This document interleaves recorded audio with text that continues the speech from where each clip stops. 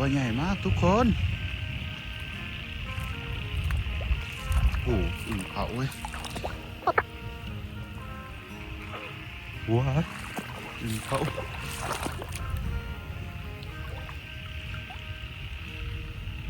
เจอวะขามันขึ้นอยู่วะมือนี้มาแวะหน้านอนแต่ฝนตกกลับบ่ได้พี่น้อง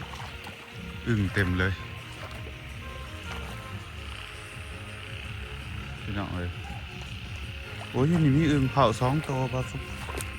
เอาแต่ตัวเดียวให้ก่อน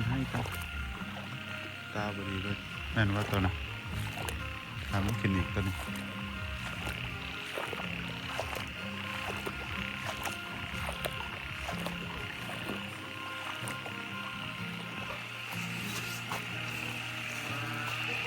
พี่น้องฝนตกนี่ฝนอุ้ยฝนตกนี่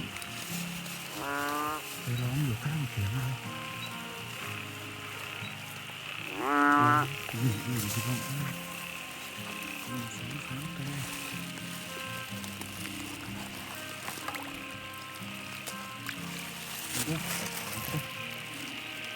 เต็มอยู่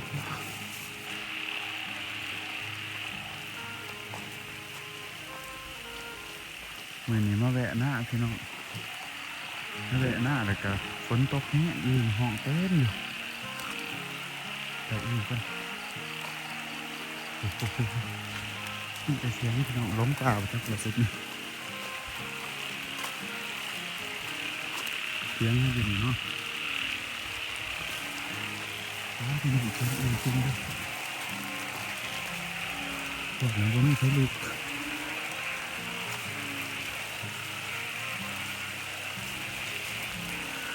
นี่ห้องเลยพี่น้องนี่ห้องโอ้โห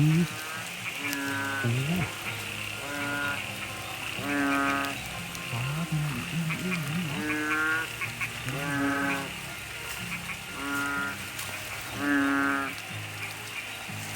ี่ก็อิ่มยาวพี่น้องนะครับทำไมล่ะเห็นว่าพี่น้องดูมันก็อิ่มนี่ก็เห็นไหม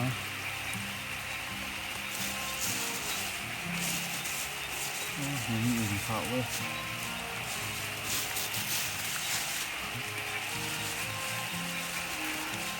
อึ่งเผาไม่ใช่พี่น้องเขาใช้ได้กว่าทุกงานเลยพี่น้องนี่สนิทอ่ะ2 ตัวนี่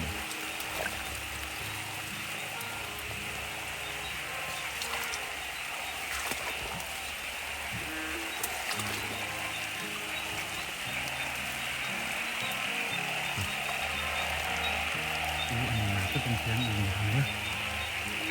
เป็นเสียงอึ่งเผาเดี๋ยวมีเสียงอึ่งเผาพี่น้องนี่ใช่ไหมอันนี้เสียงอึ่งดังไม่น่าจะมีประเด็นคอนเทนต์เลยเริ่มต้นเราก็ขอว่า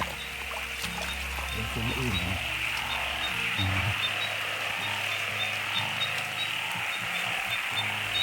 หินป่าไปเลยอีกแล้วนิดหน่อยยังป่าขับแล้วสุดเลยแต่ตอนเสียง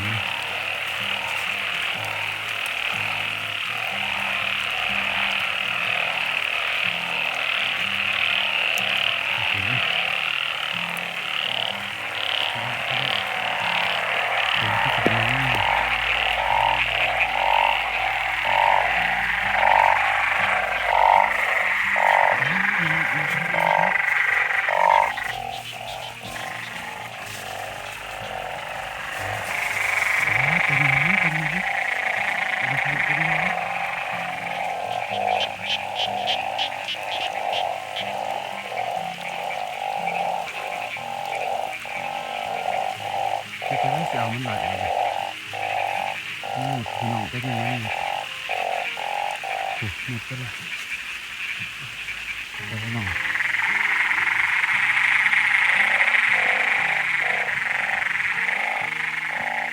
เราคือกันที่ใช่ไปหน่อยนี่คือว่าน้องเขาสิด่าผมไม่เกี่ยวกันที่หน่อย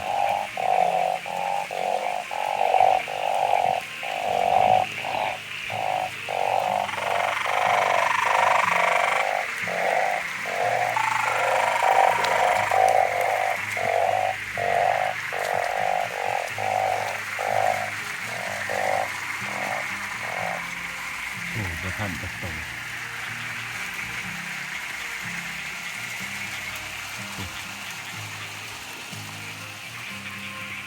ทีเดียวขนาดนี้ประทับ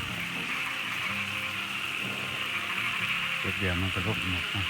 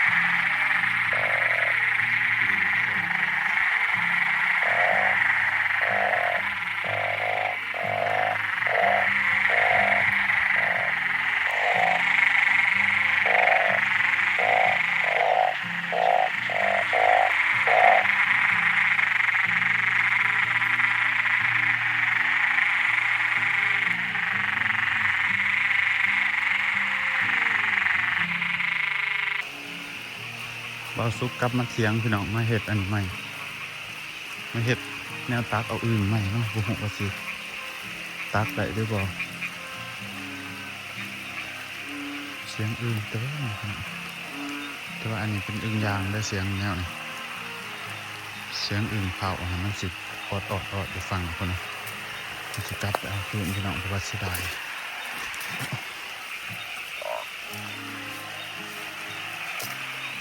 เสียงอึ่งยาง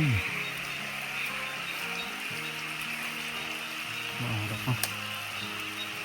นี่นะ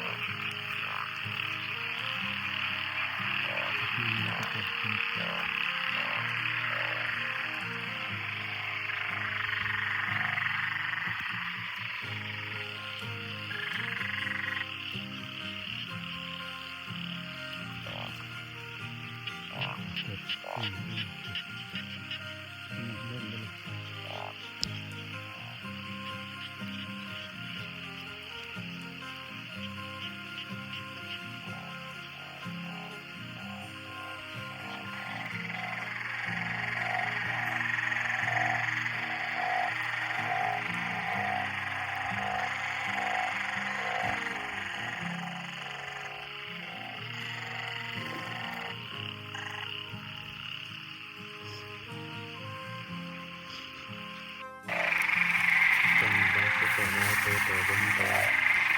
ทุกบริษัทตัวอะไรก็เป็นตัวนั้นไม่ถ่ายบริษัทไม่ถ่ายมันก็จะได้ตัวโตตัวนี้ ขึ้นนะพยายามตักเอาจะได้ไม่มาไก่อี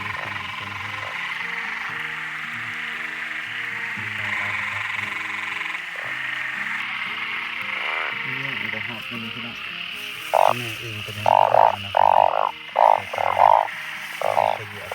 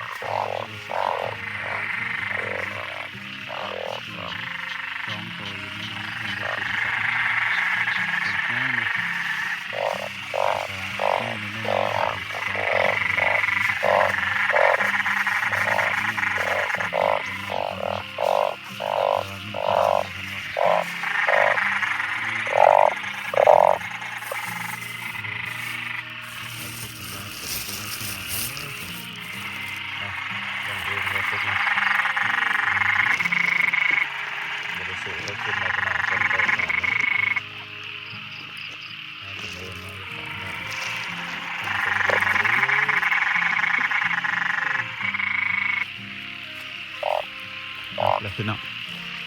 โอ้พอดีเด็กนั่นตีหนึ่งตีสองแล้วฝนตกเนาะบาสุกเป็นของบาสุกเนี่ยแล้วแต่ว่าฝนตกแห้งดีหรอเป็นเมื่อบ่ได้พี่น้องก็เลยฝนหยุดเพราะว่าได้ยินเสียงอื่นได้อยู่เมื่อตกอยู่เนาะเป็นของบ่าวเอนะสิบอกว่าไปบางทีได้เพิ่มอีก2 โตนี่เป็นยังไงนี่คือเอมาหรือเปล่าเนี่ยใช้ข้อมูลจากนั้นได้ก็ได้ร้ายป่ะมันได้ยังไปเขียดได้อึ่งยักษ์โตจักเลย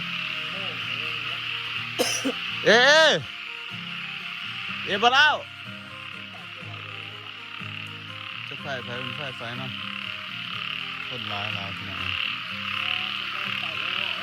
มันได้เวลาดอกมันได้ประมาณ2-3 โตไปดอกอีก2-3 โตมันก็เสียเอาไปยัง2-3 โตคือสีขาคอนั่นมันจะตกจริงเลยโอ้บ่าวซุกแบบร้านถือกล่องให้บาทนึงจ่างที่แต่ก็บริกินน้ำข่อยเนาะที่เซออยู่ยื่นไปลูกไปเช่าไปซื้อเป็นที่ตลาดงานมันนี่แต่พี่น้องเดี๋ยวเขาใส่เป็นเนาะอื่นคือเขาไปเงี้ยอยู่ข้างทางเที่ยงนี่แหละเนาะแม่บอกได้ร้านมันคือเหมือนนี่พี่น้องเดี๋ยวใส่เป็นเนาะว่าซุกได้อยู่ประมาณขันเป็นติด3 กิโลน่าจะได้อยู่เป็นโลเนาะซื้อหลายแสนนี่พี่น้องอันนี้เป็นอึ่งเผาเด้อ3 ตัวแต่ว่ามันหักที่อึ่งสลัดอึ่งอันนี้มันกินไหลอยู่ป่ะกินไหลกันตะวันลงนี่นะใช่นี่ไข่ปลูกพี่น้องเต็มนี่จะโตซ้ำนี่มันบ่ทันขึ้นประมาณ3-4 โตมันเผาจะได้กระบอกเกิดขนาดไว้3-4 โตแต่พอดีแบบกินแสบเลยเสียงมันสิต่างกันได้เสียงอึ่งเผาก็เป็นไง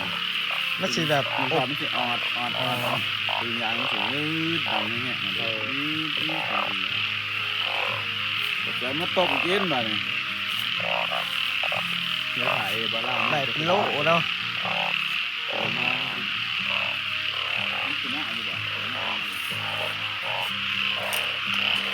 เสียงแน่นอนนี่คือฮะมาสู้นะให้เปิดติ๊กต็อกได้หมดหลายๆใช่ไหมพี่น้องมันกินคนเดียวแล้วสุดโอ้มันจะเป็นเมาพี่น้องอันก็คือว่าเน่าวันนี้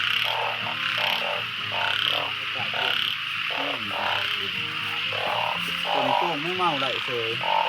ตัวนี้สูงอันนี้ว่าตัวนี้อื่นเอาซะมาใส่มันก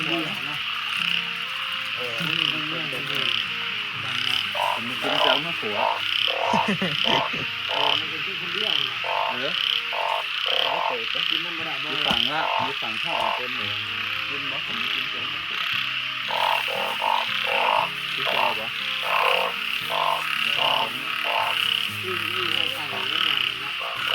กินแล้วกินเจ้าเมาผู้ใดเคยกินในพี่น้องอันนี้ไม่เมา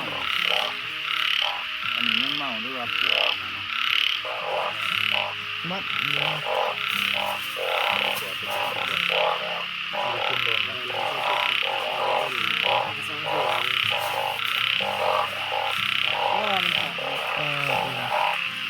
เป็นเลยยิ่งเสียงเนาะต้นอื่นเสียงแบบนี้ เป็น อาเสียงเป็นเสียงแบบอยู่แค่มากเต็มเลยอยู่เรียงกันอยู่ปากเซ่ไม่มาอยู่ปากเซ่อยู่สนามสมบูรณ์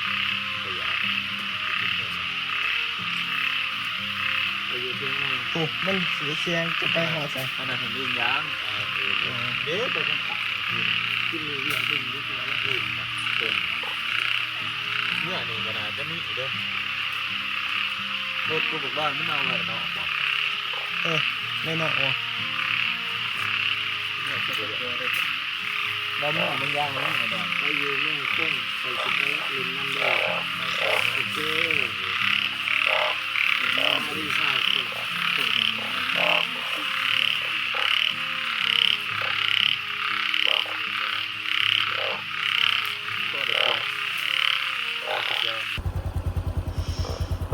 ขากลับพี่น้องระหว่างกลับบ้านเจอกบข้างทาง เจอกบประมาณ10 กว่าตัวเนาะพี่น้องแต่ว่าแต่2 ตัวนี้มันเสื่องกัน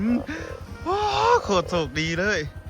พี่น้องว่าสุกระหว่างทางกลับบ้านมันกบ2 ตัวนี้มันเสื่องกันนะมันไต่ขามถนนพี่น้องซึ่งว่าสุกก็จอดรถแต่ก็คูบเอาส่วนตัวที่บ่เสื่องกันบ่ทันเนาะพี่น้องหมานโอ้ตัวที่3พี่น้องระหว่างทางเมื่อเจอบ่ได้หมานตัวที่4พี่น้องตัวที่4เด็กกบ4 ตัวเด็กขนาดขี่รถกลับอันนี้มาได้กบตัวนี้ไหนมีแต่ไฟอันนี้เนาะใส่โม่งเอาแบตบาสุกกับสิเบิร์ดเลยพี่น้องโอ้พี่น้องตอนนี้บาสุกหอดบ้านนะเนาะหอดเพื่อนนะครับคุ้มเท่อึ่งจีเฮาดักมากกันเนาะอึ่งกับกบโอ้แต่กบ4 ตัวพี่น้องระหว่างทางมาตูกย้ายมันเป็นกบประมาณ20 ตัวมีปัญญาเอาได้สำนี้พี่น้องเราสู้บ่มีอันนั้นเรามีไฟโคมแล้วก็บ่มีคนสอนถ่ายถ้ามีคนสอนถ่ายคนหนึ่งนี่เนาะเขาขับรถมานะพี่น้องเพราะว่ากบจะไม่มียังพากันมิตรโตใหญ่พี่น้องมันสีขามทางนะเดี๋ยวว่าสุกมี4 ตัวเนาะส่วนที่เหลือมันเป็นอึ่งแล้วมืออื่นบาสุกเสียนี่เบิ่งไหมความมันลายพี่น้องอันนี้บาสุกเก็บตัวที่รถอันนั้นเหยียบมันเนาะเสียดายมันพี่น้องเห็นตัวนี้มันยังดีนะที่เหลือแบบเละเบิดเนาะพี่น้องตัวนี้มันยังดีก็เลยว่าสิเอามาใส่ขี้แล้วก็ใส่ตู้เย็นไว้อันนี้กินไปต้มใส่ซุปนี่ยังใหม่ๆอยู่พี่น้องเลยเสียดายแต่กบตัวใหญ่เลยนี่ก็ประมาณนี้เนาะพี่น้องได้คลิปประมาณนี้เลยพี่น้องเจอกันในคลิป